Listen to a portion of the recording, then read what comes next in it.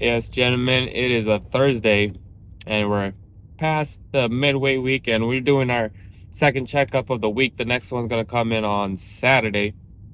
On Monday, we talked about making sure that you are protecting and cultivating the divine light that is within you, that you may bring it out and actually tackle the world and express your light into this world. Fill this earth with your presence, and not to think about escaping the world because of the darkness. And that is one of the biggest mistakes that people do, is that people get so focused and caught up with their external environment, and they allow the disturbance of others and the world's seemingly disturbance disturb them to the point where it breaks them within, and they forget about their gifts, their talents, and their destiny of bringing out what was planted within them. And this is why I'm gonna name the title of this video, "Do not be afraid of FOMO, but be afraid of missing out on you." And this basically, forget about the things that are happening in the world. People are so caught up. Sorry, I'm just noticing the terrible traffic. Um,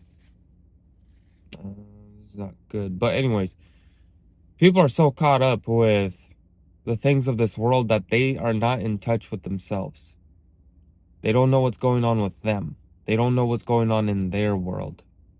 If they didn't have a cell phone and they didn't know 99% of the problems that the world has, want to know what? They would have become aware of the 1% of the solution that they're supposed to bring in the world, and turn that into 100% of their efforts. There's a gift that you have. There's a vision. There's a service. It's a trait. It's a personality. It's something that comes naturally to you, that you're able to cultivate and multiply, which was the first commandment. Be fruitful, which is give birth to it, and then multiply it, because a seed, right, gives fruit, gives birth to a fruit, and each fruit has multiple seeds in it. So it's multiplication. We're exponentially supposed to grow, not just, in physical means, but spiritually, with knowledge, with understanding, with all the other fruits of the spirit: peace, joy, love, patience, right? Long suffering, kindness. All those fruits are spiritual assets that we're supposed to cultivate as we are on earth. But if you're, listening to things online, paying attention to uh, other people in your life, and basically abandoning your seed, your divine light that is within you, to be focused on the external environment, you're living a life of disobedience. You're living a life of betrayal. Before betraying God, you betrayed yourself by not putting up boundaries, not having a schedule, not having your priorities right. Before your world gets your focus, want to know who's supposed to get your focus first? You and God. God and you. It's one and the same at the end of the day. You're one with God, and you neglected that. And you chose to identify with this physical realm before you identified with being a spirit of God, specifically of love. Every morning, every night, you should remind yourself that you are spirit before you are anything else, and that you have something to put out and give into this world. Do not allow the seeming and then perceived darkness of this world destroy the light that is within you, to steal it away. That's the point of the world. When you focus on the things that are seen, right, Paul? So you don't focus on the things that are seen, but focus on the things that are invisible, and they're built up by faith. So you have to crucify yourself to the world, so you may become alive to God. Where is God? Inside of you. And your duty is to find that God inside of you and express that God into earth. That is heaven coming onto earth in your reality, in your universe. When you are in line with God, everything falls in line.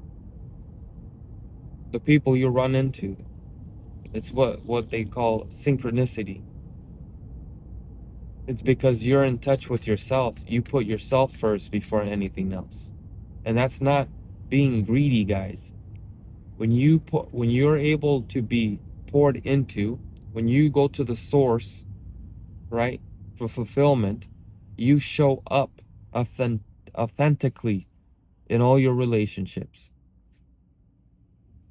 If the if a plant stops caring about getting its water and sunshine, right, but its duty is to feed the community, you think the tree's going to be able to show up for the community? No. It's because the plant should first focus on getting its water, its sunshine, its nutrients, its roots, get the nutrients from the soil. If it begins to neglect that, how can it show up for the community? By bearing fruit. And the same way, there's there's things that you need to have established in your life that you cannot neglect, you cannot compromise, is because you know that if you do those, you're not really you. You're not able to show up the way you're supposed to show up in your relationships, as a sibling, as a son or daughter, or as a father or mother.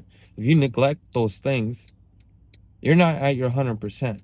So what's really happening is, because you're neglecting yourself, you're actually stealing from other people.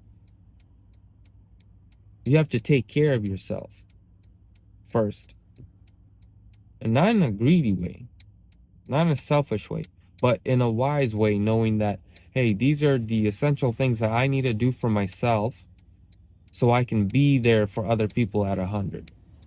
But a lot of people are trying to find love, find love outside of themselves, or find love through someone else for them to become 100. And they're slowly decaying. They're slowly decaying trying to please everybody. They're slowly decaying by showing up for everybody but abandoning themselves. They're slowly decaying by serving everybody else but having no one to serve them. It's your job to serve you. It's your job to take care of yourself. They're tired of trying to fix all the problems of the world plus one, but never have time for themselves. That is disorder. That is chaos, guys. That is not of God. It is of God to serve people, but it is not out of love, right? But it's not of God to serve people for love. That is a trap. Before God, right, Christ, love made physical. Before Christ went to minister, what did he do? He woke up early before anyone else, and he went into solitude. And there he communed with Source, the Father, love. He dwelt with love. He needed and then after doing his miracles, his works, his teachings, what did he go? Again, into solitude. Why? To feed himself, to recharge, for him to spend time with God. He knew where the source was coming from, and he prioritized it. Alone time. You know? If Christ, Yeshua, Christ, love manifested in physically and in physical body, and if he needed rest, recovery, boundaries, hey, boys, I'm going to take a little break. I'll see you guys in a little bit. You guys need that as well. Don't burn yourself out trying to impress and be accepted and fit in.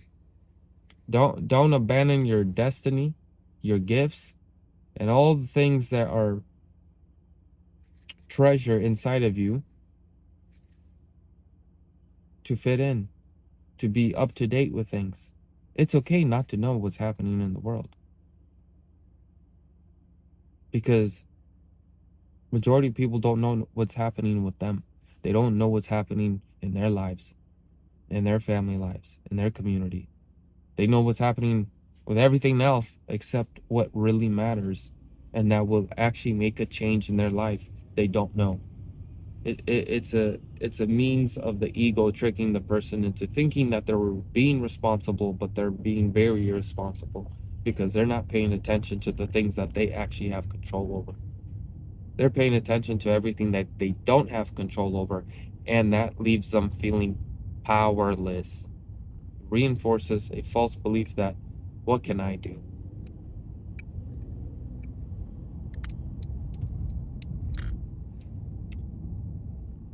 When you focus on things that you have no authority over, it creates a feeling of powerlessness.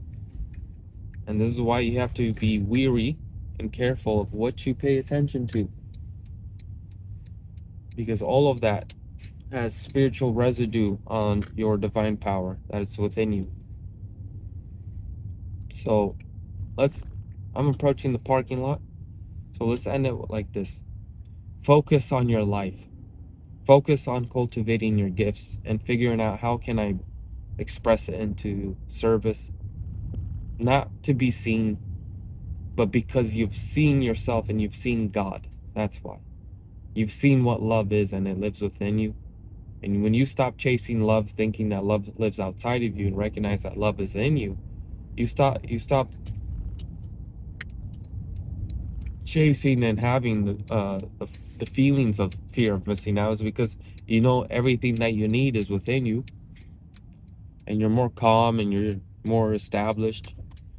You're anchored in yourself, and when you do that, you find out who you really are, and then your duty is to express it. Once you find out that you're one with love, you have this feeling like, oh, what's the point of living if I have everything in my heart? It's to learn how to express it. It's to labor. And guys, God has blessed me with probably the best parking spot, thinking that I might not even get a parking spot. And I got the best one in the whole lot. Look at that. Thank you.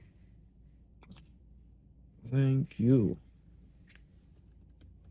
So, cultivate your gifts, protect your gifts. And if you don't know what they are, pray for God to reveal them to you, and He will. So, cultivate it. Find out that you are love. And then, after finding out that you are love, that you're one with God, you learn how to express it into this reality. And that's where you build a relationship with God, and you become a mediator between your creation, your universe, and love. Because you're the temple of God. There's only one temple of God, guys. And you are it in your universe. There shouldn't be any other temple. There shouldn't be any other source of power in your universe except your consciousness. But if you're so focused on everything that's happening in this world, which is supposed to distract you from going within and helping you realize that you are the source of power, right? You are never you become conscious of it. So you allow the external environment to control your mind. Your mind is controlled by another party, and that party is creating its universe and your reality, whereas you're supposed to be creating it. But because you're hooked and distracted and hypnotized, you're not picking up on the small little details of revealing to you that you are in control. But you have given away your control because you have a distracted focus. You have a fractured ability to focus on things and focus on the proper things. And as a great quote, right? I forgot who said it, but it's not what you can do. It's not what the country can do for you, but it's what you can do for the country. It's in this terms, guys. Stop looking for what the world can do for you and start thinking about what you can do for the world, for your creation, for your reality. What can you do for your reality? What can you do for your universe? How can you serve it? You are the beginning and the end of kindness in your universe. So, but we're going to be ending it there, guys. As always, be intentional, take action, talk with God, pray to God, pray with God. And ask him for your daily bread, and he will deliver. Other than that, boys and ladies, I'll talk to you guys later. God bless.